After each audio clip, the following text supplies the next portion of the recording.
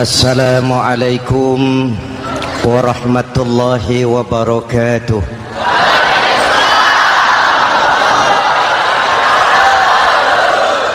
Alhamdulillahillazi ja'ala ramadhana syahra siyami lil mu'minin. Wassalatu wassalamu ala asyrafil mursalin Sayyidina Muhammadin wa ala alihi wa sahbihi ajma'in, amma ba'du. Para ulama yang saya muliakan, para pejabat baik sipil maupun militer yang saya hormati, alhamdulillah malam ini atas izin Allah, mudah-mudahan yang kita laksanakan ini merupakan bagian dari amal ibadah kita di bulan suci Ramadan ini. Hadirin, reformasi terbesar adalah reformasi yang dilakukan oleh baginda Nabi besar Muhammad sallallahu alaihi wasallam. 23 tahun merombak satu bangsa biadab menjadi bangsa beradab, merombak umat yang terpecah belah menjadi umat yang bersatu, merombak masyarakat yang tenggelam dalam kemusyrikan menjadi umat yang bertauhid.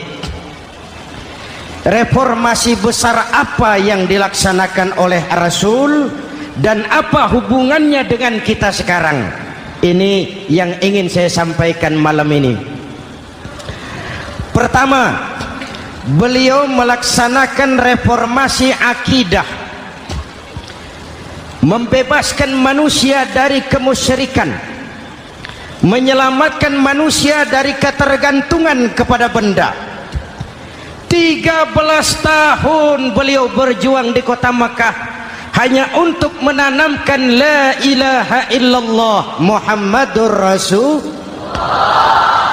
Dari sana segalanya dimulai, meletakkan fondasi.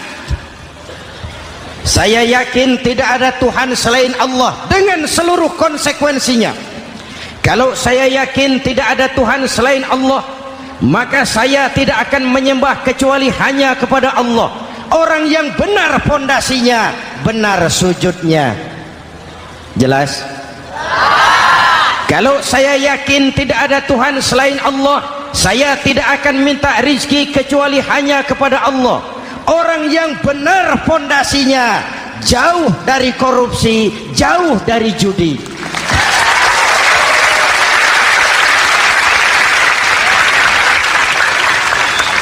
Kalau saya yakin tidak ada Tuhan selain Allah, saya tidak akan menggantungkan hidup kecuali hanya kepada Allah. Saya tidak akan melarikan persoalan kecuali hanya kepada Allah. Saya tidak akan pernah takut kecuali hanya kepada Allah. Saya tidak akan minta tolong kecuali hanya kepada Allah. Inilah generator yang membangkitkan seluruh nilai-nilai amal kita. Kita puasa, kita sujud, kita jihad, itu kan karena nilai iman. Betul? Imannya tidak kelihatan, yang kelihatan gejalanya. Mic ini berbunyi karena ada strom. Percaya apa tidak?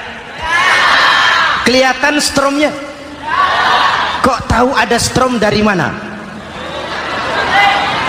Dari bunyi. Ada suaranya itu, ada stromnya. Kenapa? Bunyi. Lampu menyala karena ada strom. Kipas angin berputar karena ada strom. Betul? Jadi kalau ada strom bunyi dong. Kalau ada strom lampunya nyala dong. Kalau ada strom kipas anginnya muter dong. Artinya apa? Kalau ada iman sujud dong. Kalau ada iman jihad. Udah dangdong.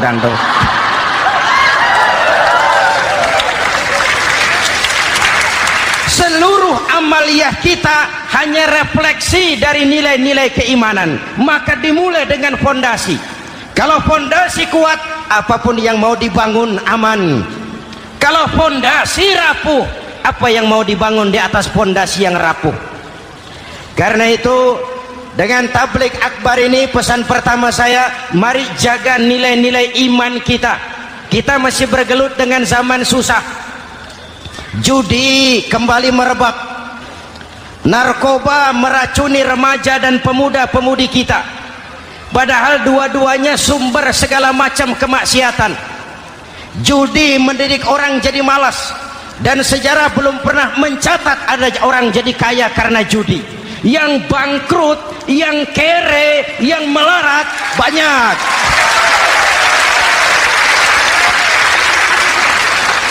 Makanya saya bersyukur di sini nggak ada yang judi. Nggak ada, mana saya nggak lihat di sini. Entahlah kalau di luar sini.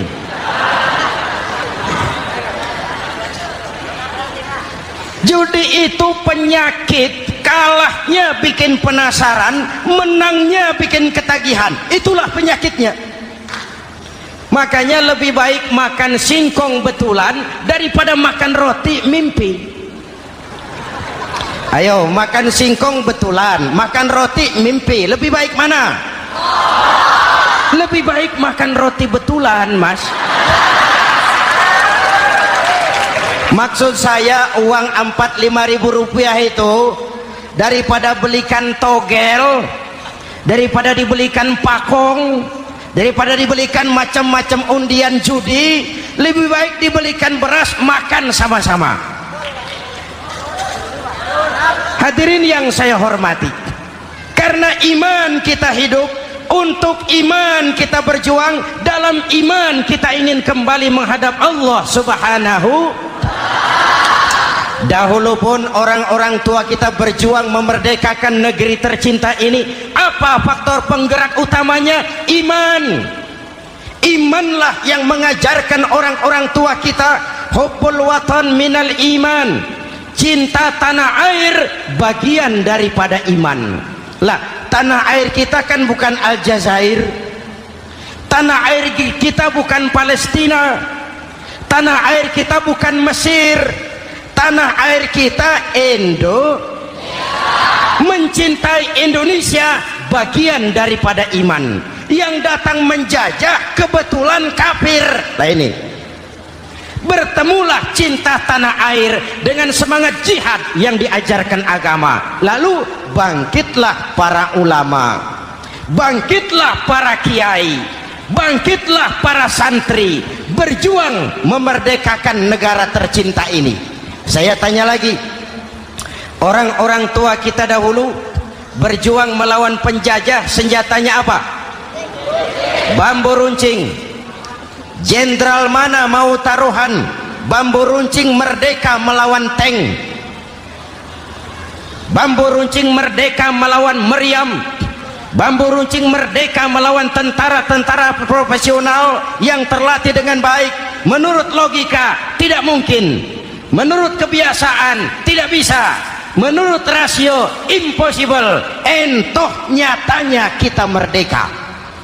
Lalu para pendiri Indonesia dengan jujur mencantumkan dalam mukaddimah Undang-Undang Dasar Negara kita kalimat yang berbunyi, dengan berkat rahmat Allah yang Maha Kuasa. Ada tidak itu dalam pembukaan Undang-Undang Dasar? Ada apa tidak? Pokoknya biar belum pernah baca, ada gitu saja sudah, biar lancar urusan. Saya yakin kalimat ini bukan lipstick, not decoration only. Kalimat ini pengakuan moral, pengakuan batin yang sangat jujur dari para pendiri Indonesia bahwa Allah campur tangan dalam proses kemerdekaan. Kalau tidak, nggak ada ceritanya bambu runcing merdeka melawan tank.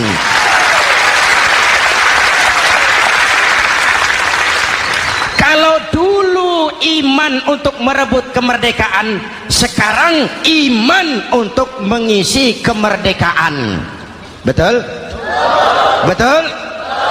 Karena itu jaga nilai-nilai iman, jangan tidur. kita sudah berhasil melaksanakan pemilu, sidang umum MPR sudah digelar, pemerintahan baru sudah terbentuk. Itu kita pilih bersama, kita dukung bersama. Mendukung itu tidak harus selalu iya, kula nuwun semohon dawuh kumaha juragan wae oke bos. Mendukung tidak harus selalu iya, mendukung juga memberikan saran, kritik, perbaikan. Kenapa? Di mana-mana di dunia ini kekuasaan cenderung mau menang sendiri, kekuasaan cenderung untuk korup. Karena itu kalau kita cinta kepada pemerintah, kita harus mengawasi jalannya pemerintahan kita ini.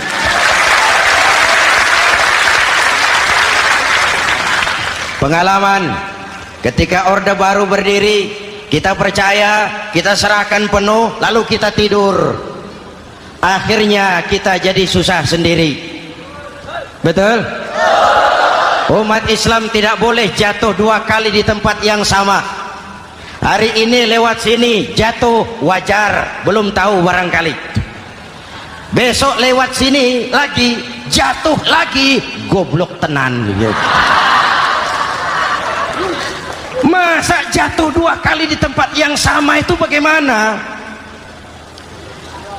Hadirin yang saya hormati, nilai-nilai iman, intan paling mahal, mutiara paling berharga, tidak lain nilai iman. Imanlah yang menyebabkan kita gembira menyambut datangnya Ramadan, menyingsingkan lengan baju, menghamparkan sajadah, melakukan pendekatan yang intens kepada Allah. Kenapa? Kita mengerti nilai Ramadan. Tempo hari saya berikan contoh, di tangan kanan saudara ada berlian, harganya 50 juta. Di tangan kiri saudara ada rumput seikat. Berlian dan rumput ini taruh di depan kambing. Kira-kira mana yang diambil kambing? Rumput, dasar kambing. Kambing tidak ngerti nilai berlian. Padahal kalau kambing sedikit mau pakai otak. Kalau berlian yang saya ambil, kata kambing, lalu saya bawa ke pasar, kemudian saya jual, harganya 30 juta, lalu dibelikan rumput, dapat rumput sekabupaten. Tapi kambing tidak ngerti nilai berlian, yang kambing tahu cuma rumput. Kenapa? Hidup kambing cuma melayani perut. Maka kata Imam Ali karramallahu wajhah, orang yang hidupnya hanya untuk melayani perut,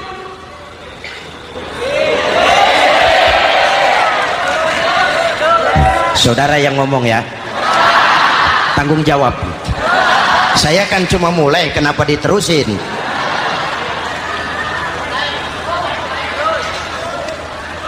Hadirin yang saya hormati, jaga iman baik-baik, wariskan kepada anak-anak kita. Mereka harapan kita semua, mereka masa depan Indonesia. Akan bagaimana Republik Indonesia, bahkan akan bagaimana Islam di Republik Indonesia 20, 30, 40 tahun yang akan datang, anak-anak kitalah jawabannya.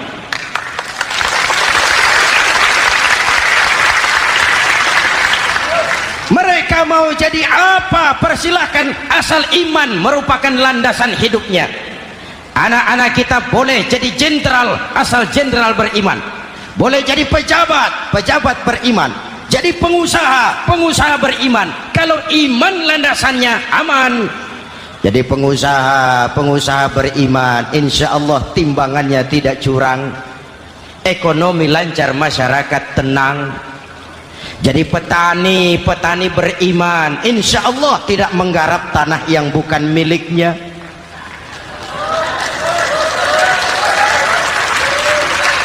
Jadi pejabat, pejabat beriman, insya Allah korupsinya sedikit.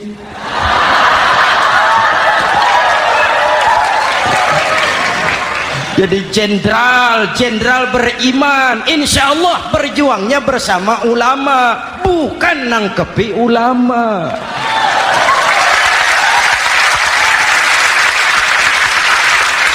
Jadi teknokrat, teknokrat beriman, jadi pengusaha, pengusaha beriman, jadi seniman, seniman beriman, jadi maling. Nggak ada, mana ada maling beriman. aman landasannya, insya Allah aman. Ini yang pertama. Yang kedua, baginda Nabi melaksanakan reformasi sosial. Berupa apa? Membebaskan manusia dari ras diskriminasi, mengikat manusia dengan tali akidah.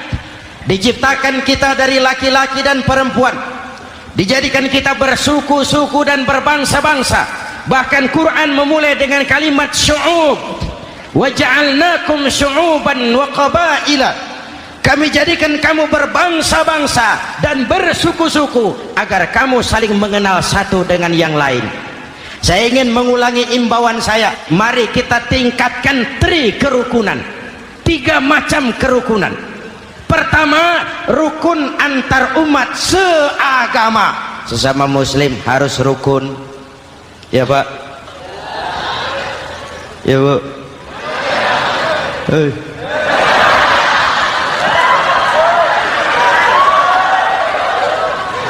Malam ini saya tidak merasa sebagai tamu di sini. Saya hanya keluarga di tengah-tengah keluarganya.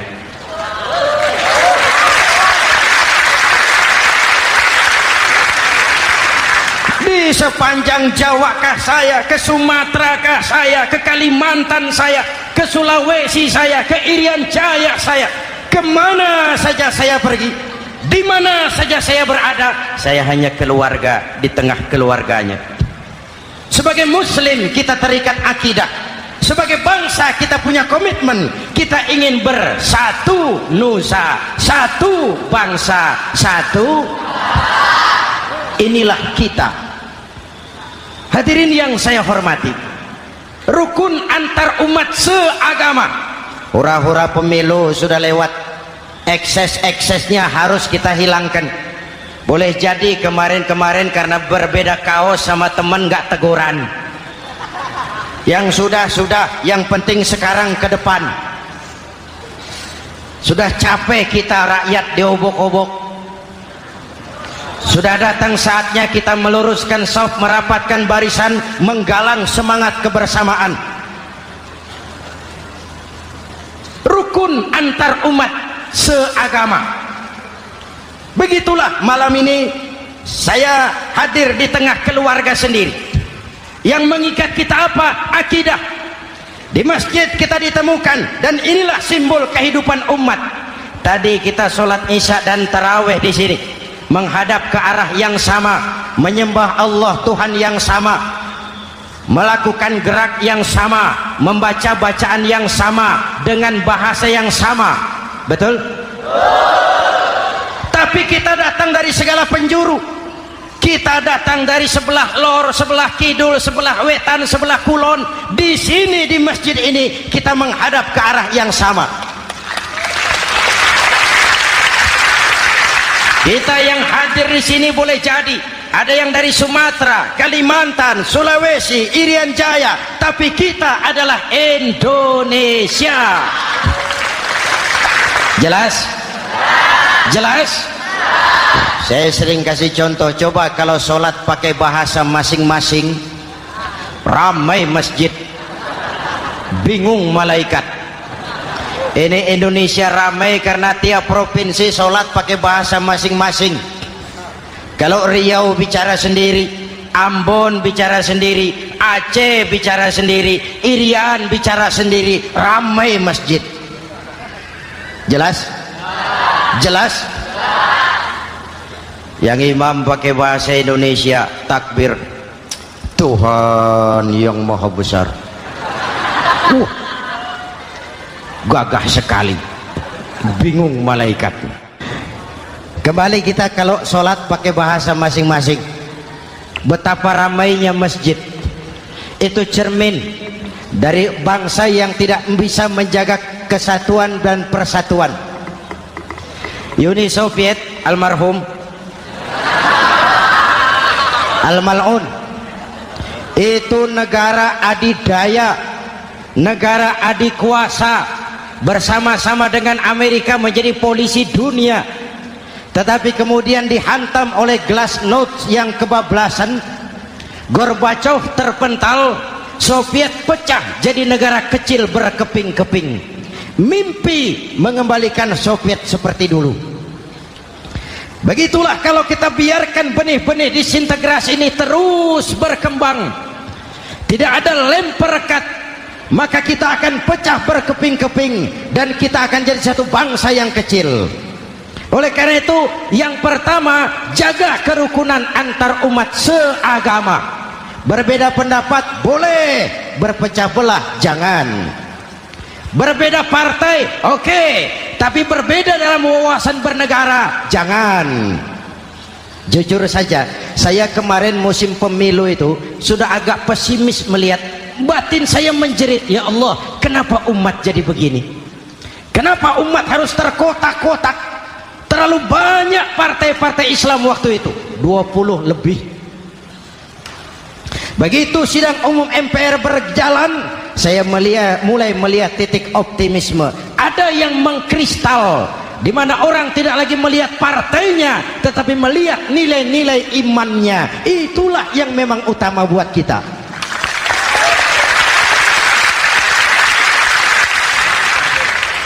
Ini yang pertama, rukun antar umat seagama. Yang kedua, rukun antar umat beragama. Beberapa hari yang lalu ada kejadian yang mengenaskan di Jakarta Timur, Cipayung. Peristiwa penyerbuan Yayasan Dolos.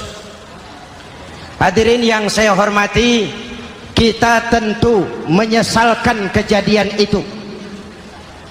Kita tidak bisa menyetujui tindakan main hakim sendiri. Kita berharap pemerintah bukan hanya bisa menangkap pelakunya, tapi juga yang tidak kalah pentingnya mengusut akar permasalahannya. Kenapa itu terjadi? Kalau cuma pelakunya yang ditangkap, akar permasalahannya tidak selesai, saya khawatir terulang lagi di tempat lain. Inilah yang terpenting, menjaga kerukunan antar umat beragama, saling menghormati, saling menghargai. Jangan melakukan kamuflase, jangan melakukan tindakan-tindakan yang rawan dan peka. Misalnya umat Islam membangun masjid di tengah perkampungan orang Kristen, padahal tidak ada Islamnya di situ. Itu bisa menimbulkan kerawanan.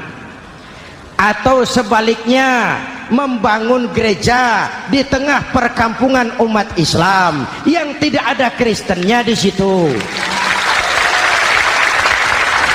Atau sebaliknya, mereknya kegiatan sosial, mereknya kegiatan kemanusiaan, tapi isinya penyebaran agama kepada orang yang sudah beragama. Itu pun bisa menimbulkan kerawanan. Jelas? Maka yang besar jangan mau menang sendiri, yang kecil harus tahu diri. Jelas? Mari saling menghormati, mari saling menghargai dalam batas lakum dinukum.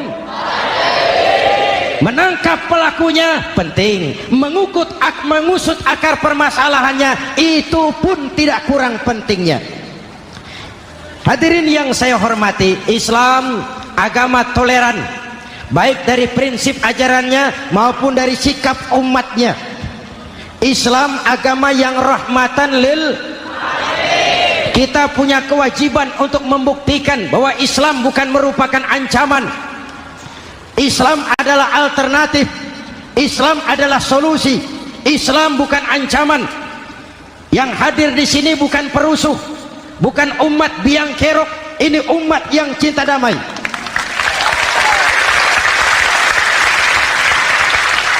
Ini umat yang tidak pernah mencari-cari musuh, tapi juga tidak akan pernah lari kalau bertemu musuh.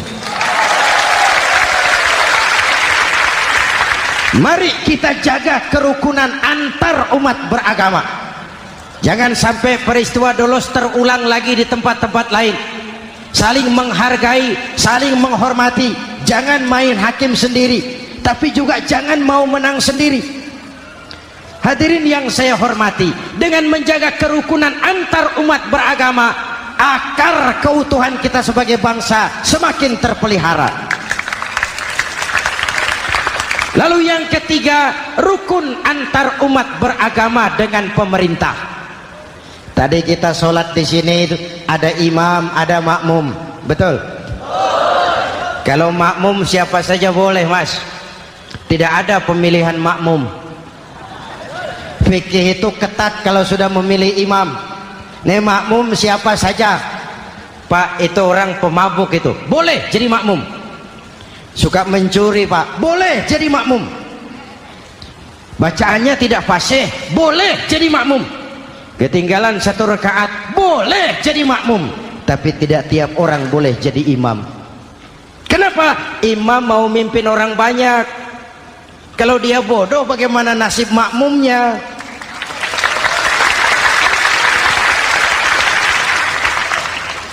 Ada karikatur di Medan, pernah kejadian anak kecil disuruh sholat sama ibunya.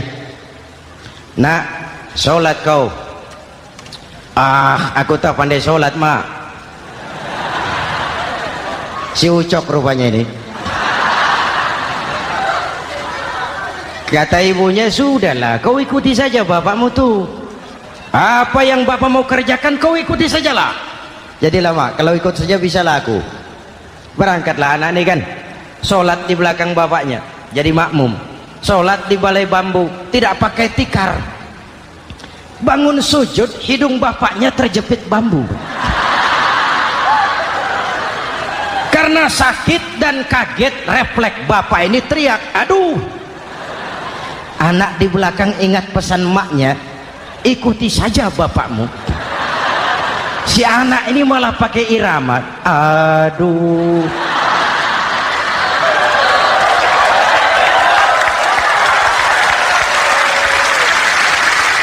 Lah, ada yang lebih gendeng lagi. Mendengar anaknya mengaduh, bapaknya menoleh ke belakang. Kata bapaknya, kau kejepit juga, Cok, katanya. Sholat jadi ngobrol. Kalau makmum dan imam sama bodohnya, rusak sholat ini.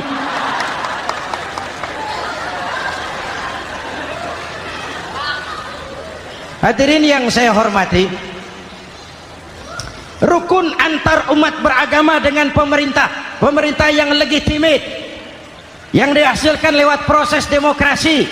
Benarnya kita dukung, salahnya kita tegur, kita kritik, kita perbaiki, kita berikan saran-saran yang baik. Sekali lagi, jangan tidur. Sudah lewat masanya. Kemarin-kemarin kita menghadapi satu masa yang penuh krusial.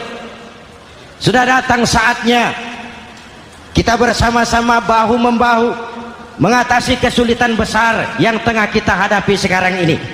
Dengan 3 kerukunan ini, insya Allah keutuhan kita sebagai bangsa akan lebih terpelihara. Ini reformasi kedua. Dalam konteks kita sekarang, menjaga semangat kebersamaan. Saya sering mempopulerkan di masyarakat kita, umat Islam bangsa Indonesia seperti 5 jari ini. Kalau kompak, apa yang tidak terpegang? Tapi kalau berpecah belah, apa yang mau dipegang? Yang ini namanya ibu jari. Umaro ini, pemerintah. Kerja apa saja kalau sudah diginikan pemerintah, lumayan. Diginikan kiamat, Mas. Legalitas. Umaro. Yang ini telunjuk, alat untuk menunjuk. Ini orang yang punya uang, orang kaya, para pengusaha, investor. Kita perlu untuk memulihkan roda perekonomian kita. Di mana-mana kalau orang sugih nunjuk, lancar urusan, Pak. Coba kita yang melarat nunjuk-nunjuk ini, nggak laku, Pak.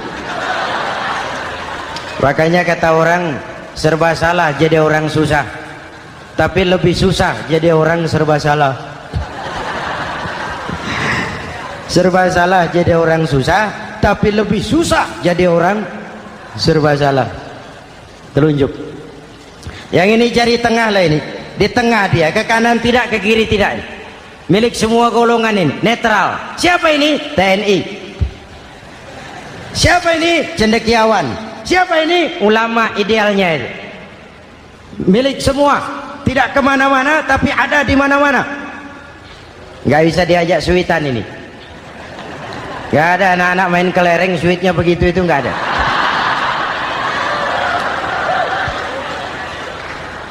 Ini jari manis remaja, pemuda, masa muda, masa yang paling manis. Semua harapan milik pemuda. Belum pernah saya dengar ada orang pidato para kakek-kakek harapan bangsa, belum pernah.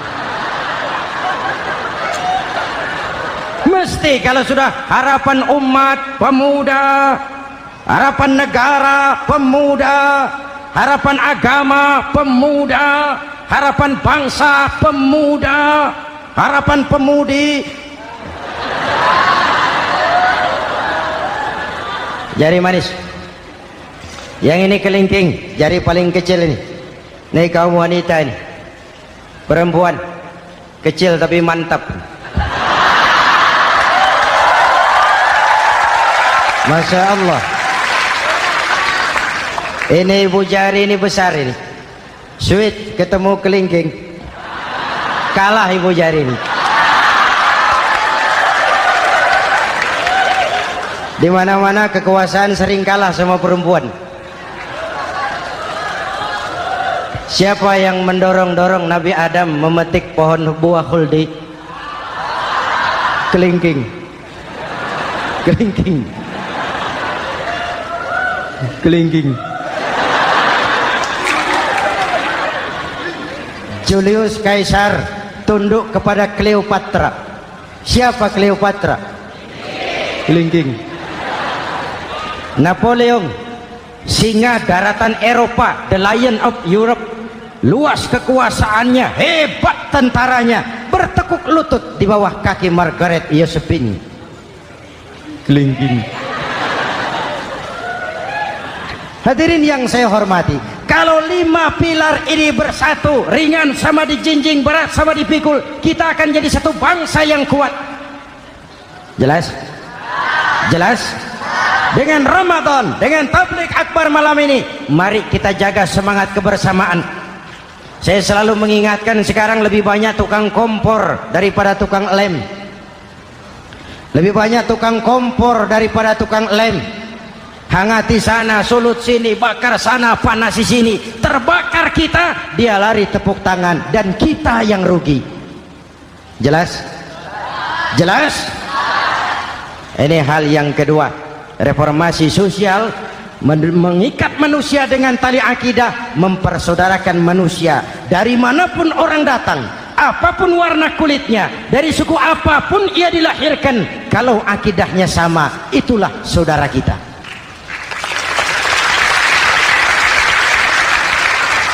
Kembangkan terus kerukunan antar umat seagama, antar umat beragama, dan antar umat beragama dengan pemerintah.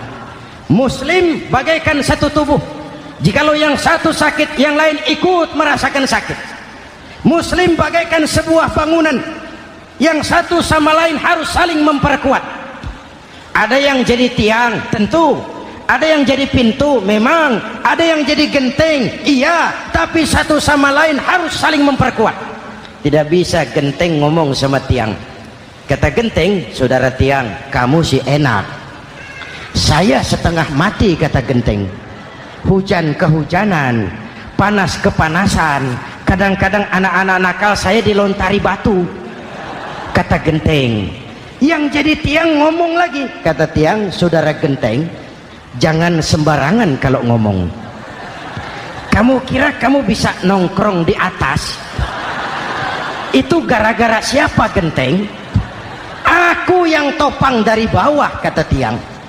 Kamu jadi anggota DPR, jadi anggota MPR, jadi pejabat, kami rakyat yang angkat.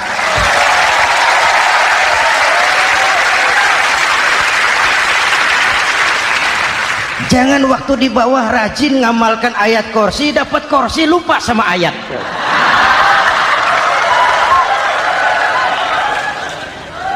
Mari ringan sama kita jinjing, berat sama kita pikul, duduk ya kita sama rendah, berdiri kita sama tegak. Tidak ada warga negara kelas 1 di Republik ini. Ini reformasi kedua. Yang ketiga, reformasi menegakkan keadilan, menyelamatkan manusia dari kezaliman. Sebelum Islam datang, sebelum Rasul datang, manusia dibedakan oleh hartanya, manusia dibedakan oleh warna kulitnya, manusia dibedakan oleh keturunannya. Beliau dengan tegas mengajarkan, innallaha la yanzuru ila suwarikum wala ila amwalikum walakin yanzuru ila qulubikum wa a'malikum. Allah tidak melihat potonganmu, Allah tidak melihat hartamu,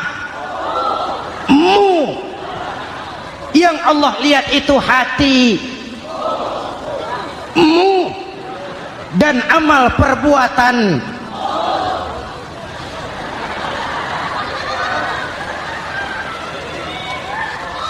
Perjuangan menegakkan keadilan. Hadirin yang saya hormati, itulah yang menyebabkan reformasi kita menggelinding, menuntut keadilan, baik keadilan di bidang politik, keadilan di bidang ekonomi, keadilan di bidang hukum. Nabi pernah mengingatkan, hakim, kata Nabi, itu ada 3 macam. Al-qudatu salasatun. Hakim ada 3 macam. 1 di surga, 2 di neraka. Hadirin yang saya hormati, siapa yang hakim ke surga itu? Ada hakim yang tahu tentang kebenaran, lalu siap melaksanakan kebenaran itu, menghukum dengan kebenaran apapun resikonya, walaupun dimusuhi atasannya, walaupun bertentangan dengan nuraninya, karena itu orang yang dia sukai, tapi dia tetap melaksanakan hukum. Hakim yang mengerti tentang kebenaran sesuatu lalu melaksanakan hukum dengan kebenaran itu yang akan sampai ke surga.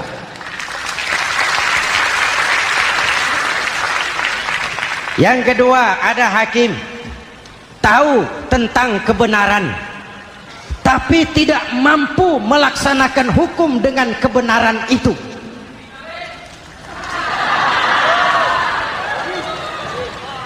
Tahu sesuatu itu benar tetapi tidak punya nurani untuk membela kebenaran, mengetahui kebenaran tapi tidak berdaya untuk memperjuangkan kebenaran.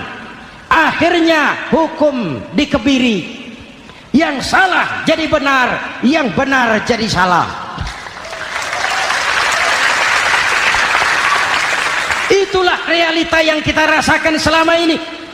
Yang baca Quran dengan suara merdu dapat piala, yang mengamalkan Quran dengan konsekuen dapat penjara, yang berteriak-teriak menegakkan keadilan dianggap aneh, yang korupsi habis-habisan hidup terhormat.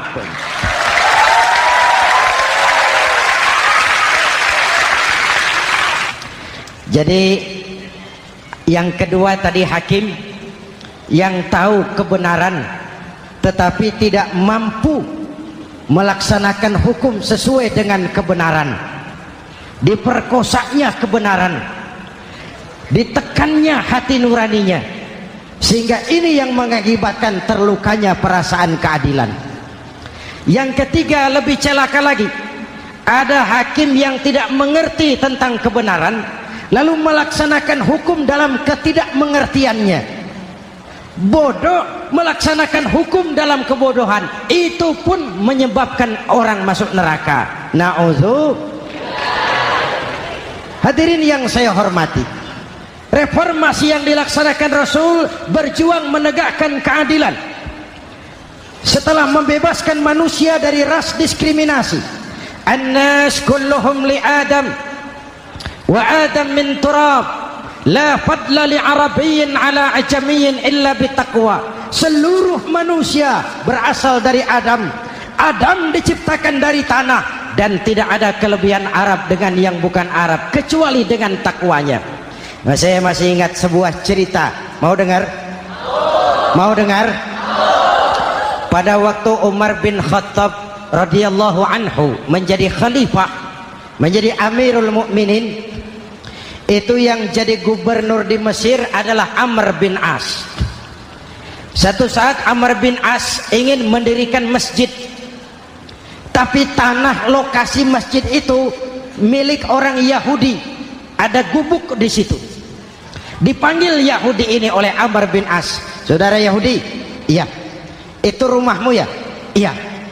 Sudah tahu belum? Belum. Ya memang saya belum kasih tahu. Begini, kamu bangun sembarangan saja, rumahmu kena jalur hijau itu.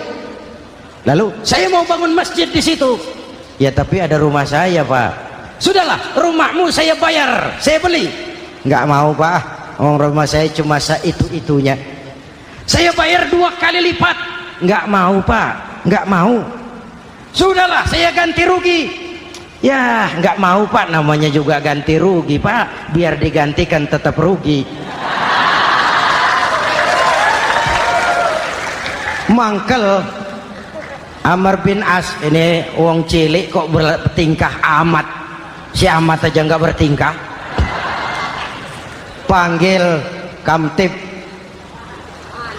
Hei Gusur, ditarik rumah Yahudi ini ambrol, menitiskan air mata si Yahudi di sudut kehidupan. Begini wong cilik ini sudah jatuh tertimpa tangga, rumah cuma sak gubuk-gubuknya diderek oleh petugas.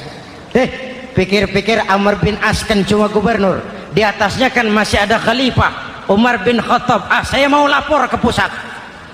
Berangkat Yahudi ini dari Mesir menuju Madinah, berhari-hari berjalan, sambil jalan sambil berpikir, ini nanti kalau saya laporan kepada khalifah, apa pengaduan saya diterima? Wong saya rakyat kecil, lagian Yahudi, sementara yang menggusur saya ini gubernurnya sendiri. Terus dia berjalan sampai di kota Madinah. Lewat tengah hari dia mulai cari-cari. Ada orang, ketemu orang sedang tidur di bawah pohon kurma. Selamat siang, Pak. Siang. Saya mau numpang tanya, Pak. Tanya apa? Bapak tahu Khalifah Umar bin Khattab? Tahu. Istananya di mana, Pak? Istananya di atas lumpur. Di atas lumpur? Iya. Pakaian kebesarannya apa, Pak? Sutra? Bukan. Pakaian kebesarannya malu dan takwa. Pengawalnya banyak, Pak. Banyak. Berapa peleton? Pengawalnya yatim, orang jompo, kelompok mustadafin, orang-orang lemah, janda-janda tua.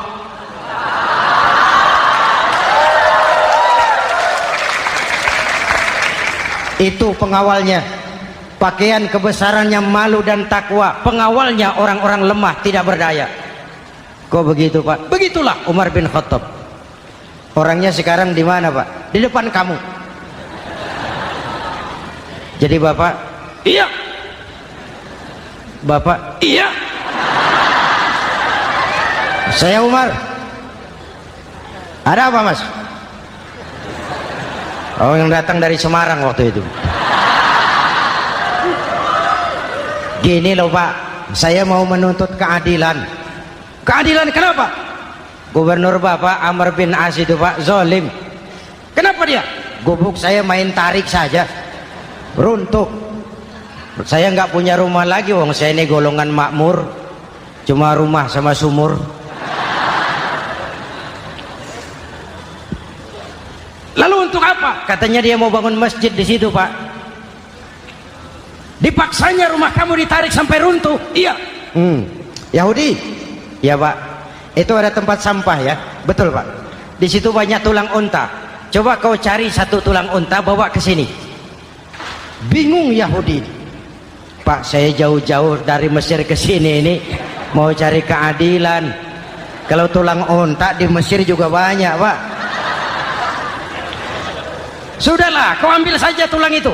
Berangkat Yahudi penuh tanda tanya, ambil sebuah tulang unta, diberikan kepada Khalifah Umar bin Khattab. Tulang ini diambil, Umar hunus pedangnya, dengan ujung pedang dibuat garis lurus di atas tulang unta itu. Rak.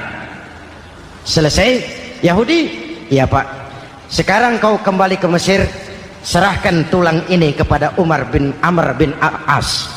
Makin bingung Yahudi, jauh-jauh datang kemari kira mau dapat keadilan, cuma dapat tulang. Ya sudahlah, namanya wong cilik, berangkat dia pulang ke Mesir. Berhari-hari sampai di Mesir. Pak Gubernur, ya lapor. Ada apa Yahudi? Saya dari pusat. Loh, kamu dari Madinah? Iya Pak. Ngapain sih kamu ke sana-sana? Nuntut keadilan. Kamu bertemu Khalifah? Ketemu Pak. Terus tulang.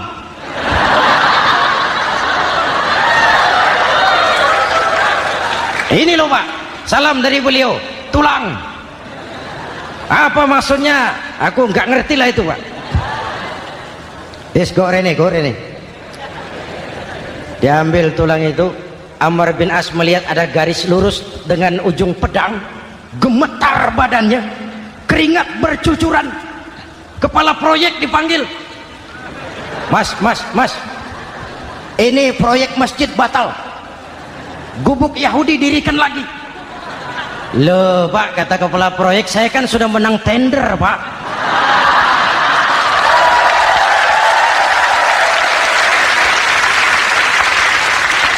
Wes, nggak ada urusan, sampean mau menang mau kalah tender, proyek batal. Itu gubuknya Yahudi dirikan lagi. Yahudi makin bingung. Ada gubernur dapat tulang gemetar. Pak Gob, ya sebenarnya apa yang terjadi? Apa-apa? Kamu sedikit-sedikit main pusat.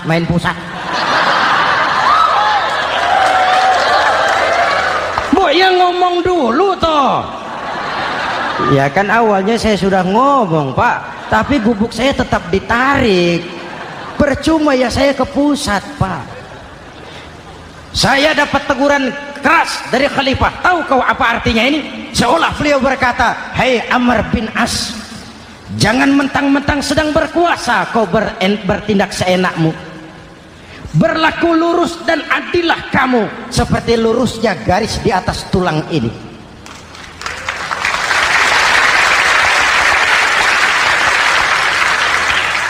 Kalau kau tidak lurus, kalau kau tidak berlaku adil, aku yang akan meluruskanmu dengan pedangku. Itu bahasa simbolik. Siapa yang gak gemeter? Kamu. Pusat. Wedus. Ya ini nek coro kita.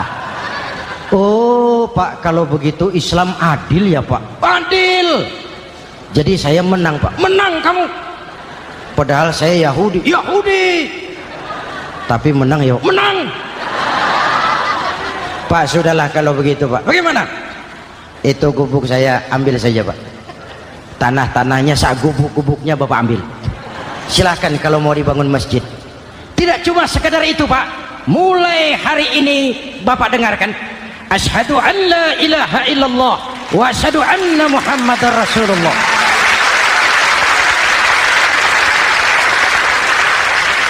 Yahudi bisa menang perkara menghadapi gubernur. Kalau ini terjadi di Indonesia,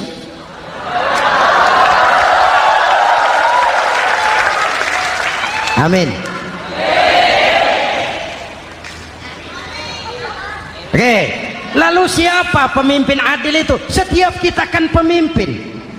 Presiden pemimpin di negaranya, gubernur pemimpin di provinsinya, bupati pemimpin di kabupatennya, Pak Camat pemimpin kecamatannya, Pak Lurah pemimpin di kelurahannya, suami pemimpin di rumah tangganya, anak muda pemimpin bagi dirinya. Dan setiap kita akan dimintakan tanggung jawab. Anak muda pemimpin buat dirinya, nanti diminta tanggung jawab. Kakimu kau bawa jalan kemana? Tanganmu ngambil apa? Lidahmu bicara apa? Matamu menteleng. Apa yang dilihat? Seluruhnya akan dimintakan pertanggungan jawab. Marilah kita jadi orang yang adil kepada diri, kepada keluarga, dan akhirnya kepada masyarakat, bangsa dan negara. Hadirin yang saya hormati, satu ayat yang sering dibaca pada akhir khutbah khatib Jumat, innallaha ya'muru bil adli wal ihsan. Allah memerintahkan kamu berlaku adil dan berbuat ihsan. Tidak sekadar adil tapi ihsan. Ihsan nilainya lebih tinggi dari adil. Contoh, nak, tolong taruh telur itu di pinggir meja. Anak yang adil apa adanya, ditaruh telur di pinggir meja. Anak yang ihsan lain. Lah iya, perintahnya sih di pinggir meja, tapi kalau pas di pinggir meja kan jatuh ke bawah, ke tengah sedikit. Ini ihsan. Oleh karena itu, mari, perjuangan menegakkan keadilan masih panjang. Jalannya tidak lurus bertabur bunga, menanjak, menurun, banyak onak dan duri. Namun seperti yang dikatakan seorang tokoh, masih Napoleon, kalau ada 1000 orang penegak keadilan, saya satu dari yang 1000 itu. Kalau ada 100 penegak keadilan, saya juga satu dari yang 100 itu. Kalau ada 10 orang menegakkan keadilan, saya juga satu dari yang 10 itu. Kalau hanya 1 orang yang menegakkan keadilan, maka sayalah yang 1 itu. Tetap konsisten berjuang menegakkan keadilan, walaupun besok langit akan runtuh, walaupun besok akan kiamat, keadilan tetap harus ditegakkan. Ini reformasi yang ketiga, menegakkan keadilan, mengayomi masyarakat dengan hukum yang tegas. Dan Rasul menjadi contoh. Ini yang hebat. Misalnya beliau berkata, wallazi nafsi biyadih, lau anna Fatimah binti Muhammadin saraqat laqata'a Muhammadun yadaha. Demi Allah, andai kata Fatimah putri Muhammad mencuri, jangan orang lain, Muhammad sendiri yang akan memotong tangannya. Hukum berwibawa, masyarakat terlindungi. Kenapa? Nabi jadi contoh. Jelas? Beliau mengajarkan orang beramal. Kepada putrinya beliau mengatakan apa? I'mali ya Fatimah, i'mali fa inni la ughni anki minallahi syai'a. Fatimah, beramal kau. Fatimah, beramal kau. Fatimah, sholat kau. Fatimah, puasa kau. Fatimah, zakat kau. Fatimah, haji kau. Kalau kau tidak beramal Fatimah, aku ayahmu Rasulullah tidak akan sanggup membelamu di akhirat nanti. Ini keadilan. Tidak mentang-mentang putri kesayangan Nabi lalu sudah Fatimah kamu nggak sholat nggak apa-apa, nanti di akhirat ada papi. Jauh dari semangat nepotisme. Putri beliau sendiri ditekankan, i'mali ya Fatimah fa inni la ughni anki minallahi syai'a. Beramal kau Fatimah, kalau kau tidak beramal, aku ayahmu tidak akan sanggup membela kamu di akhirat nanti. Inilah inti dari nilai keadilan. Jauh dari nepotisme, apalagi kolusi. Hadirin yang saya hormati, lalu saya masuk kepada yang keempat. Reformasi keempat yang dilaksanakan oleh baginda Rasul, menyelamatkan manusia dari gaya hidup sekuler, menyelamatkan manusia dari gaya hidup materialis, mengajarkan keseimbangan. Ada hidup sesudah mati, ada akhirat sesudah dunia. Betul? Betul? Kalau saja tidak ada hidup sesudah mati, kalau saja tidak ada akhirat sesudah dunia, persilahkan hiduplah saenae, nek perlu saenae udelmu dewe. Sayang. Ada hidup sesudah mati, ada akhirat sesudah dunia. Ini semua calon-calon jenazah.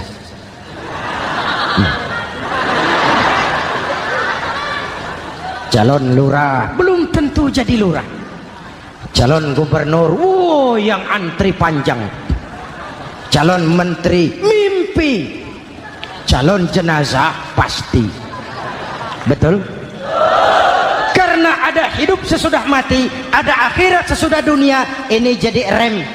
Saya kepengen kaya, tapi kalau menipu orang bagaimana dikubur? Saya kepengen naik pangkat, tapi kalau memfitnah orang bagaimana di akhirat? Melahirkan disiplin. Tujuan keyakinan akhirat mewarnai cara kita hidup di dunia. Hadirin, mari kita berdoa. Semoga semua yang hadir di sini dikuatkan iman dan Islam, dikokohkan kesatuan dan persatuan, dimurahkan rezeki untuk meningkatkan ibadah. Al-Fatihah. Bismillahirrahmanirrahim. Alhamdulillahirabbil alamin. Arrahmanirrahim. Maliki yaumiddin. Iyyaka na'budu wa iyyaka nasta'in. Ihdinas siratal mustaqim. Siratal ladzina an'amta 'alaihim ghairil maghdubi 'alaihim waladdallin. Amin. Nanti di akhir doa sama-sama kita kumandangkan kalimat tauhid. Bismillahirrahmanirrahim. Amin. Alhamdulillahirabbil alamin. Allahumma salli wa sallim mubarak ala sayyidina Muhammadin wa ala alihi wa sahbihi ajma'in. Allahumma rabbana taqabbal minna salatana wa siyamana wa qiyamana wa takhashu'ana wa ta'abbudana wa tammim taksirana ya arhamar rahimin. Allahumma ja'alna minas su'ada'il maqbulin wa la taj'alna minal ashqiya'il mardudin. Ya Allah, dengan sepenuh perasaan dan pengharapan, dengan segala kerendahan dan kelemahan, kami bermohon kehadirat-Mu.